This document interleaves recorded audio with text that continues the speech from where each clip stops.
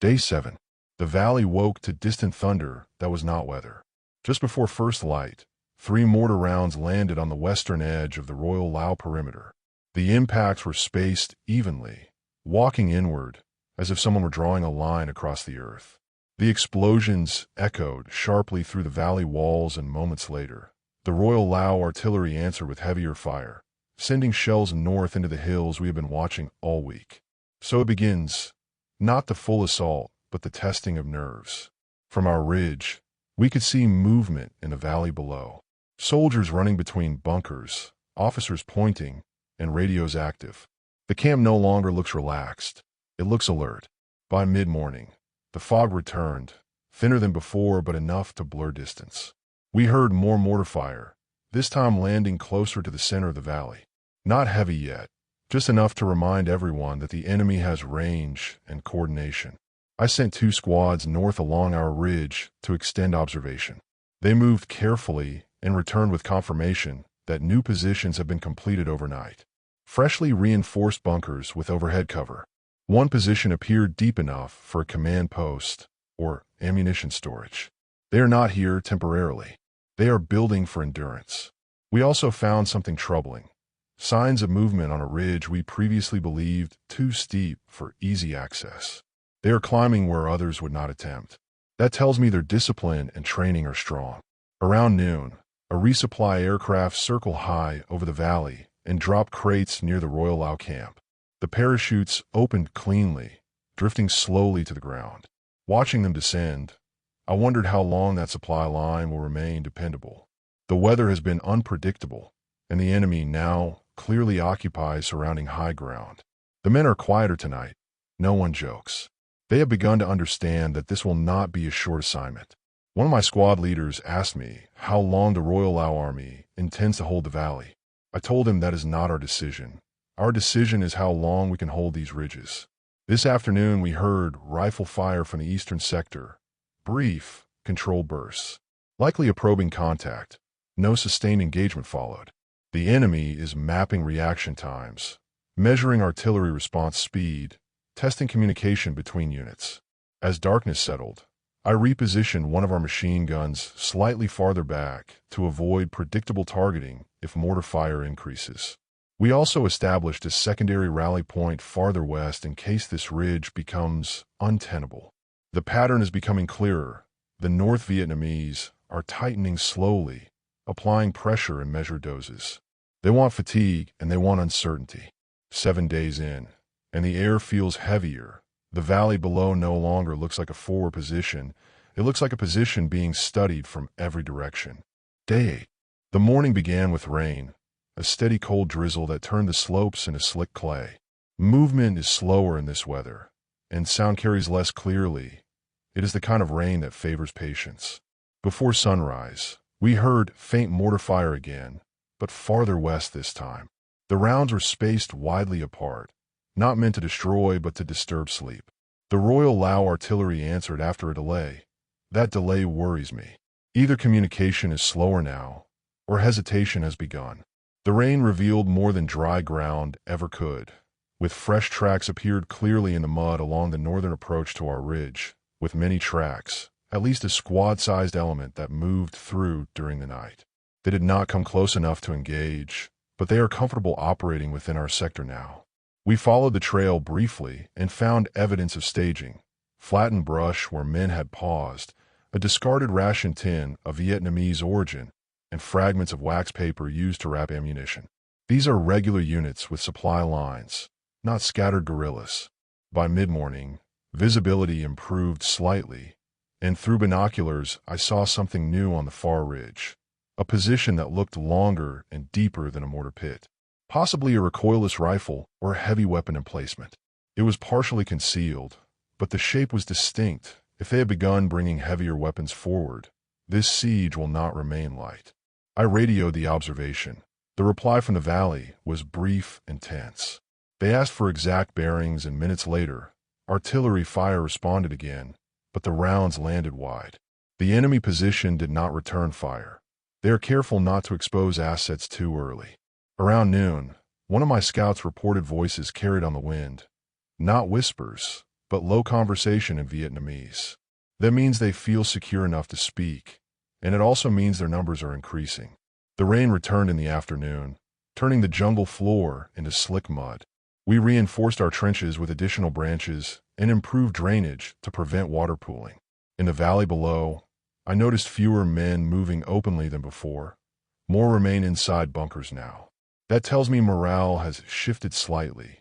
No longer confident, not yet broken, but aware. Tonight, the jungle does not feel empty. It feels occupied. The rain masks movement, and somewhere beyond our sight, more positions are being strengthened.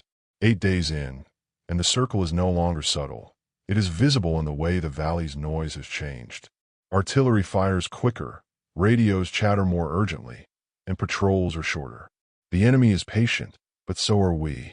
Day 9. The rain stopped sometime before dawn, leaving the jungle heavy and steaming. Mist clung low along the valley floor, but the ridgelines were clear enough to see shapes where there were none days ago.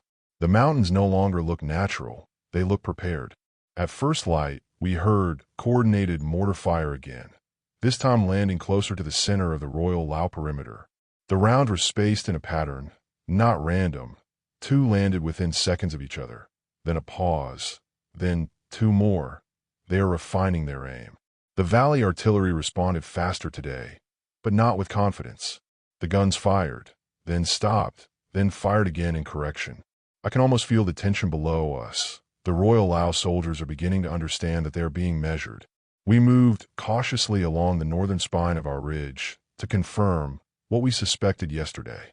We found more evidence of dug-in positions. Overhead cover reinforced with logs thick enough to absorb shrapnel. These are not shallow foxholes. These are constructed fighting bunkers meant to endure sustained shelling. One of my scouts returned with something that chilled me. A piece of field telephone wire freshly cut, likely from a line that had been extended farther forward. They are building communication lines across multiple ridges, and that means centralized control. This is not scattered harassment. It is organized encirclement. Around midday, we observed a small column of enemy soldiers moving in disciplined formation along a tree line 2 ridges north. I counted at least 15 before they disappeared into bamboo. They carried heavier loads than before, possibly ammunition resupply. The Royal Lao liaison officer did not come up today. That absence speaks louder than words. Either they are too busy, or they no longer feel the need to reassure us. In the afternoon, rifle fire erupted briefly from the eastern sector. Sharp bursts, then silence. My men are quieter each night. They speak only when necessary. I see them studying the terrain more carefully now, memorizing escape routes without being told. They know what a tightening perimeter looks like.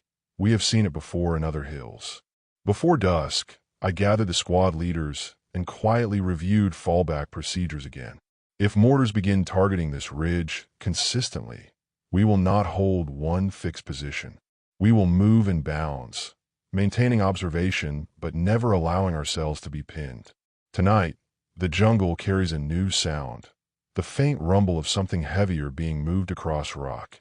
Not artillery large enough to see from here, but heavier than rifles. Perhaps more mortars, perhaps recoilless rifles being positioned. 9 days in, and the valley feels smaller, not physically smaller but psychologically. The Royal Lao camp moves less freely. Their artillery fires more often. The ridges around us are no longer empty shadows. They are occupied lines. The enemy ring is nearly complete. Day 10. We did not wake to mortars today. Instead, we woke to silence. No registration rounds, no distant probing fire. Just the slow drip of water from leaves and the hum of insects returning after days of disturbance. The quiet felt unnatural, like the pause before a hunter releases an arrow. At first light, the valley below seemed almost peaceful. Smoke rose from cook fires again. A few Royal Lao soldiers moved between bunkers as if routine were returning. I have learned that routine in war is often a mask. We extended patrols farther north this morning than any day before. I took 2 squads and moved carefully along a narrow game trail that bends around the eastern spur. About an hour into movement, one of our point men froze and signaled halt. Through the trees, barely visible, we saw the dark shape of a reinforced position not there yesterday. Logs stacked horizontally, earth packed tightly, firing slit angled downward toward the valley. We pulled back without engaging. As we withdrew, we heard faint voices again, closer this time. By midday, another troubling sign appeared. On a distant ridge west of us, we observed smoke rising briefly, then disappearing. Not cooking smoke, too controlled, too short. Likely signaling, coordination across sectors. I radioed our updated observations to the Royal Lao Command. The reply was shorter than usual. They asked only if we had taken contact. When I said no, they ended transmission quickly. They are conserving communication now. In the afternoon, artillery from the valley fired in heavier volume than previous days, sweeping multiple ridge lines in succession. It felt less like reaction and more like reassurance, as if firing itself proves control. The enemy did not respond immediately, and that lack of response is unsettling. My men are restless tonight. One asked if the North Vietnamese are waiting for reinforcements before attacking. I believe they are. Everything about their movement suggests preparation for something coordinated and decisive, not piecemeal harassment. We adjusted our defensive positions again before dusk, deepening one trench and shifting a machine gun slightly west to avoid being triangulated if heavier weapons begin targeting us. 10 days here, and the valley no longer feels like an offensive position held by the Royal Lao Army. It feels like a position under observation from every compass point. Day 11. The silence ended before dawn. At 4:30, the first mortar rounds came in. Not scattered, not exploratory. 6 impacts in quick succession on the western side of the valley perimeter, then a pause, then another 6, slightly deeper. The pattern was disciplined, measured, as if someone were adjusting a dial. The Royal Lao artillery answered within minutes, but their response sounded hurried. The guns fired in clusters, then stopped abruptly. I could not tell if they had sighted the source or were firing on estimated positions. From our ridge, we remained untouched for the first hour. Then a single mortar round landed short of our eastern slope. Not accurate, but close enough to remind us that our elevation does not make us invisible. The men moved calmly. We have rehearsed for this. No shouting, no wasted motion. Each man knows his sector. As daylight came, the firing tapered off. Smoke hung in the valley like a low ceiling. Through binoculars, I saw increased movement in the Royal Lao camp. More men staying under cover, fewer moving openly between positions. We conducted a short patrol north to assess whether the enemy had shifted positions during the barrage. What we found confirmed my concern. Several new mortar pits have been dug farther back from the forward ridges. They are establishing depth, layered fire positions that allow rotation and protection from counter-battery fire. Around midday, we heard distant automatic rifle fire from the southern sector. Brief, controlled, likely another probing action. The enemy is testing response times across multiple sides now, not just ours. The weather remained clear, and Royal Lao T-28 aircraft were visible briefly overhead. One made a pass north of the valley, releasing ordnance that struck along a ridge we had been watching all week. The explosions were heavy and precise. For a moment, it felt like balance had been restored. But by late afternoon, faint movement returned to that same ridge. The Royal Lao liaison officer finally came up again near sunset. His face was tight, and he spoke less confidently than before. He said higher command believes the enemy is preparing for a larger coordinated attack sometime after the new year. He tried to sound certain, but I could see doubt behind his eyes. After he left, I gathered my squad leaders and spoke plainly. The pattern is clear now. Increased mortar accuracy, layered positions, coordinated probing across sectors. The enemy is tightening methodically. This will not end quickly. Tonight, we doubled our listening posts farther down the slope. No fires, no unnecessary movement. The jungle no longer feels neutral ground. It feels contested in every direction. 11 days in, and the valley is no longer being studied. It is being prepared for something larger, and everyone can feel it. Day 12. The mortars came again before dawn, but this time they were more deliberate. Not a long barrage, just enough rounds to strike different points across the valley floor. Western edge, center, Then one landed uncomfortably close to the artillery pits. They are no longer just testing range, they are mapping targets. From our ridge, we could see flashes along two separate northern slopes when the tubes fired. That means at least two active mortar sections operating in coordination. Yesterday, it was one sector at a time. Today, it was simultaneous. The Royal Lao artillery answered faster than before, but their return fire was scattered. It feels reactive now, not controlled. Shortly after sunrise, one of our forward listening posts signaled movement. I moved up with a small element and observed through a gap in the trees. About 20 North Vietnamese soldiers were moving in disciplined formation across a narrow saddle 2 ridges away. They were not sneaking, they were rotating positions or reinforcing sectors. That number is larger than anything we've seen in one group so far. They are confident enough to move in daylight. We did not engage. Our orders remain observation unless directly threatened. If we open fire at distance, we reveal exact positions and invite heavier response. Around midday, a resupply aircraft made another drop into the valley. This time I noticed something different. The drop zone was adjusted closer to the center of the Royal Lao perimeter. That suggests the outer edges are becoming less secure. In the afternoon, a single mortar round landed on our eastern slope. Not accurate. It impacted perhaps 80 meters downslope, but close enough to confirm they are beginning to bracket the ridges more deliberately. We shifted one of our squads slightly west after that. I did not want them to fix our position through repeated ranging shots. The men are steady, but I see it in their eyes now. They understand this is no longer a temporary reinforcement mission. The North Vietnamese Army are not preparing for a quick raid. They are building a siege. Late in the day, the fog returned briefly, rolling in thick from the valley floor upward.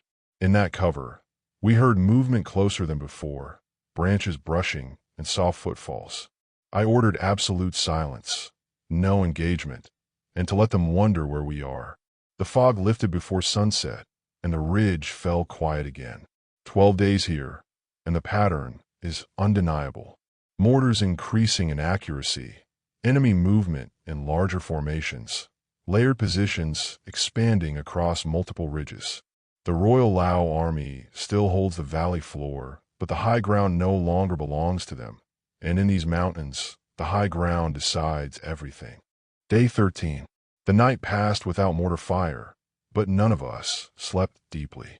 The jungle has changed in these 13 days. It no longer feels like something we move through. It feels like something watching us move. Before dawn, our forward listening post reported faint metallic clinks from the northern saddle. Equipment being shifted, perhaps ammunition redistributed. When the first light crept across the ridge, I took 2 men forward to observe. Through the trees we could see silhouettes moving in deliberate intervals, carrying long cylindrical shapes mortar rounds. They are increasing stockpiles. The valley below appeared restless this morning. More radio traffic, fewer men visible outside bunkers. I noticed that some artillery pieces have been repositioned slightly, likely to adjust arcs of fire.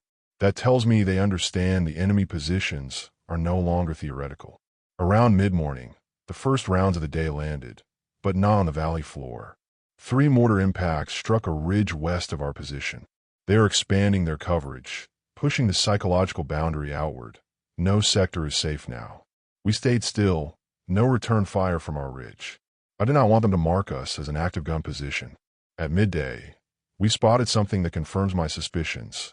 A small group of North Vietnamese soldiers constructing what looked like a trench line connecting 2 established bunkers.